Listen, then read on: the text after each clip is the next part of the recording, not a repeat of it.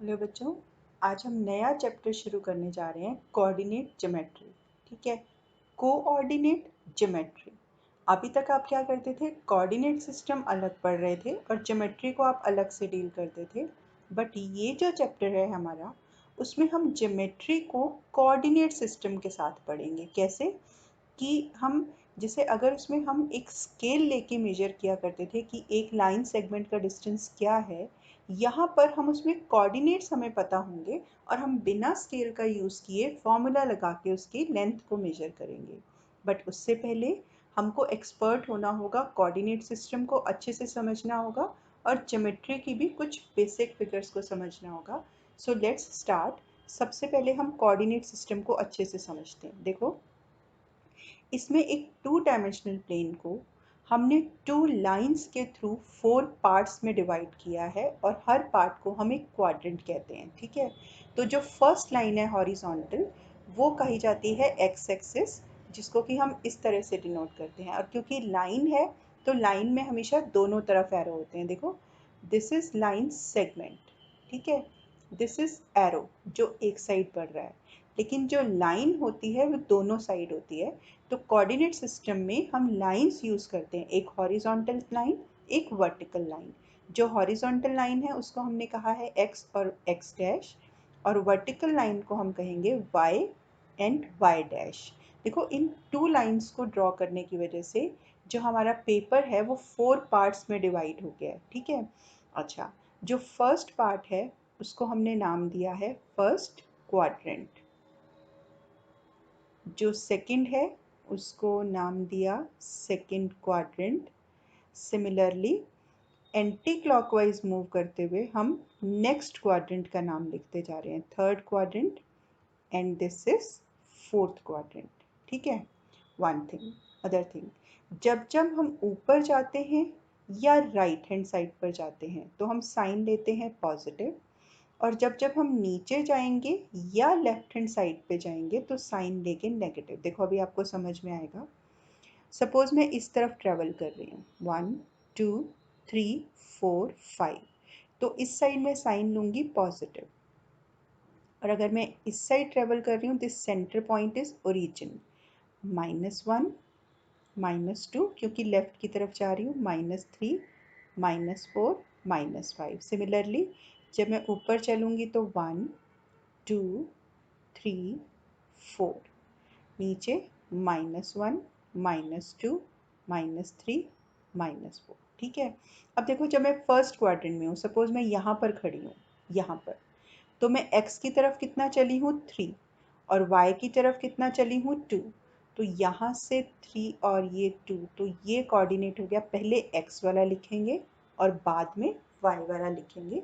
ठीक है, coordinate system में हम हमेशा इस ब्रैकेट के अंदर कॉमा के साथ पहले x और बाद में y को रिप्रेजेंट करते हैं। तो इस पर्टिकुलर पॉइंट के कोऑर्डिनेट्स हो गए 1 एंड 3 एंड 2। तो आप देख रहे हो कि अगर आपने फर्स्ट क्वाड्रेंट लिया है तो फर्स्ट क्वाड्रेंट में x भी पॉजिटिव है एंड y भी पॉजिटिव है। सेकेंड क्वाड्रेंट में जब आप जाओगे तो सेकेंड क्वाड्रेंट में आप देखो, आपको x की तरफ तो नेगेटिव चलना पड़ेगा और y की तरफ पॉजिटिव चलना पड़ेगा। तो x हो गया नेगेटिव और y हो गया पॉजिटिव। थर्ड क्वाड्रेंट में x भी नेगेटिव और y भी नेगेटिव, और फोर्थ क्वाड्रेंट में x नेगेटिव, x पॉजिटिव है। देखो, यहाँ पर पॉजिटिव और यहाँ पर negative, x positive and y negative. तो इट्स बेटर कि अगर हम इसको यहाँ पर ऐसे लिख लें, पॉजिटिव एंड पॉजिटिव। इसको हमने लिखा negative and positive, negative and negative. Pictures में रिप्रेजेंटेशन हमेशा बेटर होता है ना बेटा, तो हमने इसको लिख दिया यहाँ पर। ठीक है, अब हम इसकी कुछ स्पेशल कंडीशंस देखेंगे। देखो, जब भी मेरा पॉइंट एक्स एक्सिस के ऊपर होगा, सपोज आप इस पॉइंट को ले लो, तो वाई की तरफ तो मैंने ट्रेवल ही नहीं किया, वाई कोऑर्डिनेट उसका हमेशा 0 होगा। At x axis y is equal to 0. Similarly, at y axis x is equal to 0। हमेशा ये इक्वेशन रहने वाली है आपकी। तो अगर आपको कोई एक्स एक्सिस के कोऑर्डिनेट लिखने हैं तो आप लिखोगे x और 0, और इसको आप लिखोगे 0 और y। सीक्वेंस को उल्टा नहीं करोगे बेटा, पहला हमेशा आपने x वाला लिखना है। First important point. Okay, second important point जो आप इसके अंदर लोगे, देखो आपको ना मिरर इमेजेस के बारे में पता होना चाहिए। मिरर इमेजेस, वो वाई एक्सिस को भी मिरर बना सकता है, वो एक्स एक्सिस को भी मिरर बना सकता है, और वो ओरिजिन को भी मिरर बना सकता है। कोई भी मिरर हो सकता है, ठीक है। अब देखो मैं इसी पॉइंट को लूँगी, लेट दिस पॉइंट बी ए। उसने क्या किया, वाई एक्सिस को अपना मिरर बनाया, तो वो कहाँ पर आ जाएगा, यहाँ पर। प्लेन मिरर को अगर हम देखें तो उसमें मिरर हमेशा इक्वी डिस्टेंट होता है। तो आप देख रहे हो x नेगेटिव हो गया और y हो गया पॉजिटिव, तो ये कोऑर्डिनेट हो गया -3 2। तो जो x एक्सिस पे हुआ, अगर मान लो मिरर इमेज में ले रही हूँ a की और वो पॉइंट है 3 2, तो y एक्सिस में जब उसकी इमेज बनी है तो x का साइन चेंज हो गया है। अब x एक्सिस में देखो, जब वो यहाँ से नीचे आएगा, यहाँ से, तो डेफिनेटली वो माइनस साइन में नेगेटिव में आ जाएगा, लेकिन x के ऊपर कोई फ़र्क नहीं पड़ेगा। तो जब x एक्सिस में इमेज बनी तो वो 3 और -2 बन गई, ठीक है। अब आप देखो इसकी ओरिजिन से इमेज, जब वो ओरिजिन से इमेज बनाएगा, इसका मतलब यहाँ से ऐसे चलेगा और यहाँ पर इक्वल डिस्टेंस पर आकर रुकेगा। यानी कि अगर मैं यहाँ पर इसकी इमेज लूँगी तो ये दोनों ही साइन चेंज हो जाएंगे। तो ओरिजिन से इसकी इमेज बन जाएगी -3 एंड -2, ठीक है। तो एक आपको मिरर इमेजेस के बारे में बहुत अच्छे से पता होना चाहिए। अच्छा, अब एक चीज़ देखो, ये हो गया कॉन्सेप्ट नंबर 2। अब मैं कॉन्सेप्ट नंबर 3 पर आती हूँ, सी। एक बार थोड़ा सा कार्टेशियन प्लेन दोबारा बना लेते हैं, रफ वन। देखो मेरे को उसने ना एक लाइन दी है, ये लाइन, और ये लाइन जो है आपकी, इससे ए डैश है। तो उसने मुझे कहा आप इसकी इक्वेशन बनाओ, ठीक है। तो आप देख रहे हो ये लाइन आपको पैरेलल टू एक्स एक्सिस दिख रही है। आप यहाँ पर जाओगे तो भी इसका y सेम होगा, यहाँ पर जाओगे तो भी y यही होगा, यहाँ पर जाओगे तो भी y यही होगा, हर केस में y सेम होगा। तो इसका मतलब when line is parallel to x axis, तो जो इक्वेशन ऑफ लाइन बनेगी वो आपकी बन जाएगी y is equal to k, plus या माइनस, है ना। सपोज ये आपका 3 है, तो यहाँ मैंने 3 को k लिया है, तो इसकी इक्वेशन है y इज इक्वल टू 3। इसका मतलब है x कुछ भी हो, y हमेशा 3 रहेगा। तो जब y is equal to k है, इसका मतलब अबव x एक्सिस है। और अगर आपके पास y is equal to -k है, इसका मतलब वो बिलो x एक्सिस है। इन बातों को आपने याद रखना है बेटा, क्योंकि कुछ इस तरह से वो आपको कोऑर्डिनेट सिस्टम में कोऑर्डिनेट्स देगा कि कुछ दे देगा और कुछ आपको इनकी हेल्प से बनाने पड़ेंगे। अब आ जाओ नेक्स्ट पॉइंट पे, when line is parallel to y axis. देखो y एक्सिस के पैरेलल अगर होगी तो उसका x चेंज नहीं होगा, है ना। तो जो उसकी होगी इक्वेशन ऑलवेज हो जाएगी x is equal to plus minus के कह लो, m कह लो, लैम्डा कह लो, कुछ भी कह लो, कांस्टेंट होना चाहिए यहाँ पर, तो m हो गई, है ना। तो अगर x is equal to plus m होगा, तो वो होगा राइट हैंड साइड किसके, y एक्सिस के। और अगर x is equal to minus m होगा, तो वो होगा left hand side to y axis. तो जब हम कोऑर्डिनेट सिस्टम को पढ़ रहे होंगे, आपको इन पॉइंट्स को बहुत अच्छे से ध्यान में रखना है, ओके। अच्छा, अब उसने बात की ज्योमेट्री की, तो कुछ ज्योमेट्री को भी समझ लेते हैं। देखो कोऑर्डिनेट ज्योमेट्री, तो थोड़े बहुत एंगल्स नहीं, यहाँ पर हमारे पास साइड्स ज़्यादा यूज होंगी। तो कुछ हम पहले स्पेशल टाइप ऑफ क्वाड्रिलेटरल्स को पढ़ लेते हैं। Special type of quadrilaterals. See बेटा, जितना आप सिंबल्स में समझोगे ना उतना अच्छा है। देखो ये पैरेललोग्राम है और सिंपलेस्ट फॉर्म है स्पेशल टाइप में। तो जो इसकी प्रॉपर्टीज़ हैं वो बाकी सब में लगेंगी, है ना। और कुछ लेकिन एक्स्ट्रा होंगी। तो जो फिगर 1 है, दिस इज ऐसे रिप्रेजेंट करने ना, पैरेललोग्राम। अब इसकी क्या प्रॉपर्टीज हैं?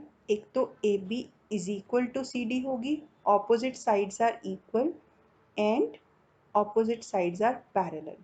ठीक है, इसी तरह से A D is equal to B C होगा और A D parallel to B C होगा। देखो बेटा, हमारे को इक्वालिटी इसमें ज़्यादा यूज़ होने वाली है ना, तो उसी को ही हम ज़्यादा लेंगे, पर ठीक है लिख लेते हैं।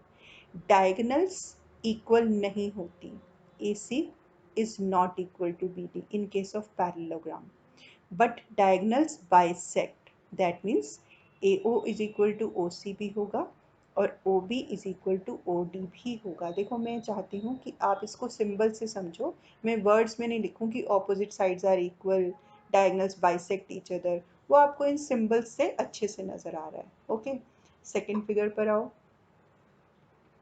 ए B is equal to CD, AB is parallel to CD, AD is equal to BC, AD is parallel to BC। इस केस में AC is equal to BD है, डायगनल्स इक्वल हैं। तो अगर आपको किसी क्वेश्चन में आता है कि आपने पैरेललोग्राम एंड रेक्टेंगल को एक दूसरे से अलग बताना है कि पैरेललोग्राम है कि रेक्टेंगल है, तो आप डायगनल्स को उसको मेजर करके दिखाओगे। रेक्टेंगल की इक्वल होंगी और पैरेललोग्राम की इक्वल नहीं होंगी। ये तो सब में ही स्पेशल टाइम में होता है। A O is equal to O C and B O is equal to O D. Perfect. Third type पर आ जाओ। जो थर्ड टाइप है, ये वाला पूरा आपका इसके लिए था, ये इसके लिए है। अब आते हैं इसके लिए। देखो, हम कहीं पर भी ना इसकी सीक्वेंस चेंज नहीं कर रहे हैं। तो इसमें ए बी, अब इसमें क्या है देखो, A B is equal to B C is equal to C D is equal to D. इसमें चारों साइड्स इक्वल हैं, but A C is not equal to B D. देखो अगर आप इसकी डायगनल्स को ड्रॉ कर दोगे तो वो इक्वल नहीं होंगी। A C is not equal to B D, but AO is equal to OC and BO is equal to OD, इसमें भी होगा ही होगा। डायगोनल बेटा हर स्पेशल टाइप पे बाइसेक्ट करती ही करती है। अब इसको ले लेते हैं। अगर हमने ABCD लिया है तो ये ओके, दिस इज रोम्बस। अब ले लेते हैं स्क्वायर। देखो स्क्वायर में भी AB is equal to BC is equal to CD is equal to DA and AC is equal to BT। और यहाँ पर देखो ये एंगल 90 डिग्री के, ये एंगल्स 90 डिग्री के हैं। 90 डिग्री पता है आपको कहाँ हेल्प करेगा?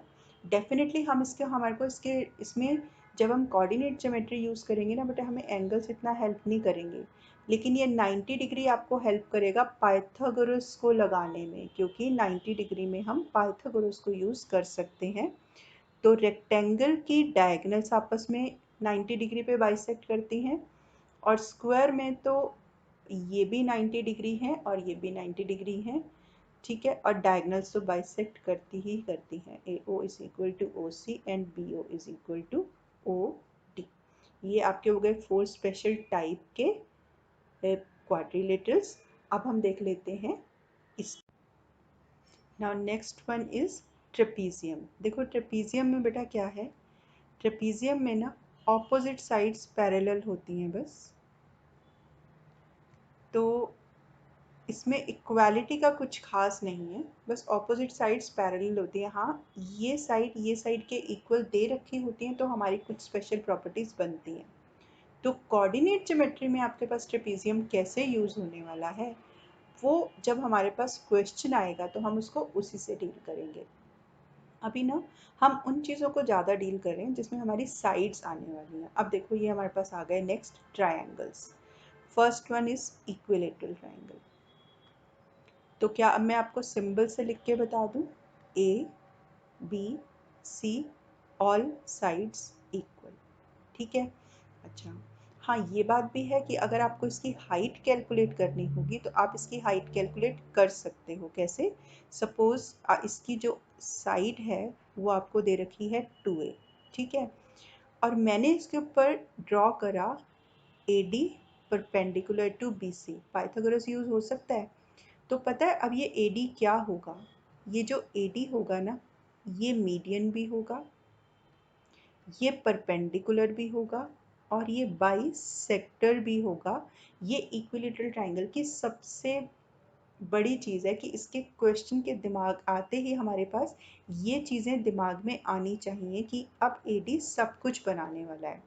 तो अगर मान लो मेरे पास साइड 2a है तो BD मेरे पास कितना बच गया? क्योंकि बाइसेक्ट कर रहा है, A बच गया।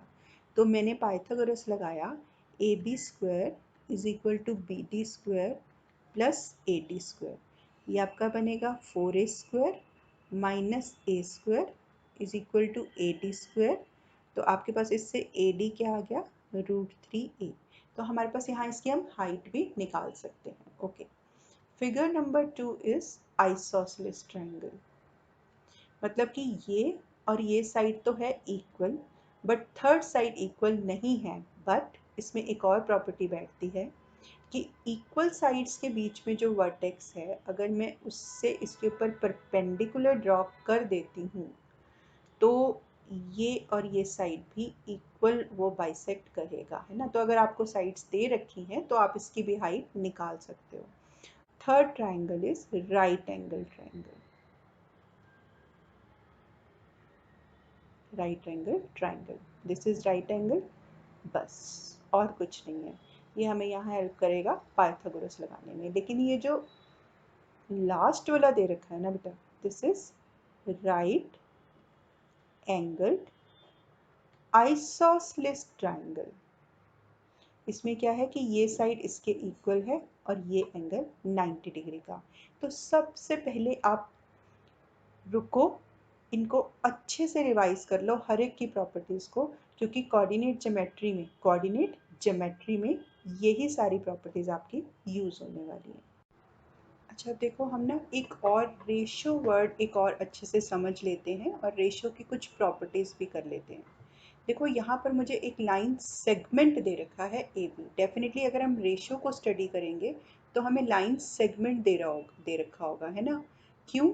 क्योंकि हम उस लाइन सेगमेंट को, फॉर एग्जांपल ये आप देखो, आपको पूरा ये अगर आपको लाइंस दिख रही हैं स्मॉल, तो ये पूरा 9 आपके पास स्मॉल कॉलम्स हैं। मैंने क्या किया, इसको यहाँ से डिवाइड कर दिया। तो 1 2 3, 3 तो पार्ट्स इसके पास आ रहे हैं, किससे किया? C से। और 1 2 3 4 5 6, 6 पार्ट आपके आ रहे हैं इसके पास। तो डेफिनेटली अगर हम किसी को किसी लाइन सेगमेंट को ही ऐसे प्रॉपरली डिवाइड कर सकते हैं। तो मेरे पास एक था एक लाइन सेगमेंट है 9 सेंटीमीटर का या 9 यूनिट्स का। एक पॉइंट C है जिसने उसको अंदर से डिवाइड कर दिया 2 पार्ट्स में। अभी मैंने इंटरनली बोला है, मैं आपको अभी समझाती हूँ उसका क्या मतलब है, ठीक है। तो AB जो है AC इस टू CB में डिवाइड हो चुका है। किस रेशो में? 3:6 में। तो अगर मुझे यहाँ से पता लगाना है कि AB लाइन सेगमेंट की लेंथ क्या है, तो मैं इसको 3 + 6 = 9 करके निकाल लूँगी। यहाँ पर आपका C पॉइंट है इंटरनल में, ठीक है। तो इसलिए इसको लाइन सेगमेंट को जो मैंने रेशो निकाली है अभी, ये फ़िलहाल है इंटरनली। एक्सटर्नली भी होता है। देखो, एक्सटर्नली का क्या मतलब है? फॉर एग्जांपल ये C अब की बार ना मैंने बाहर ले लिया बेटा, और ये आ गया आपके पास, और इधर से ये आ गया B। तो अब भी C इस लाइन सेगमेंट को कैसे डिवाइड कर रहा है? तो भी आप AC अपॉन CB निकाल सकते हो, या AC इस टू CB। इसका क्या मतलब है कि A का C से कितना डिस्टेंस है, इस टू B का C से कितना डिस्टेंस है। तो अब यहाँ पर C बेटा बाहर लाया कर रहा है ना, तो इसको हम एक्सटर्नली भी कहते हैं। और इसमें ये जो रेशो आती है ये नेगेटिव में हो जाती है। जैसे अगर मेरे को इसी को ही करना है तो 3:6, डेफिनेटली आप इसको 1:2 भी कह सकते हो। इसको हम, क्योंकि रेशो हमेशा स्मॉलेस्ट उसके अंदर होती है, को प्राइम्स में होगी, तो ये भी -1:6। एक्सटर्नली आपका नेगेटिव होगा, बट आपका सिलेबस अभी सिर्फ इंटरनली में जाता है। ये तो बस मीनिंग था और हमने इसको समझ लिया। अब देखो बेटा इसकी प्रॉपर्टीज़ कैसे यूज़ होंगी। सी, एक सिंगल प्रॉपर्टी में ना मैं आपको सारी बता रही हूँ। देखो फॉर एग्जांपल मेरे पास एक है ट्रायंगल ए बी सी। आप इस पॉइंट को बहुत ध्यान से देखना बेटे। मेरे पास एक ट्रायंगल है ए बी सी। तो जब मैं कैपिटल ए या कैपिटल बी या कैपिटल सी लिखूंगी तो ये आपके यूज होंगे वर्टिसेस की तरह या एंगल्स की तरह।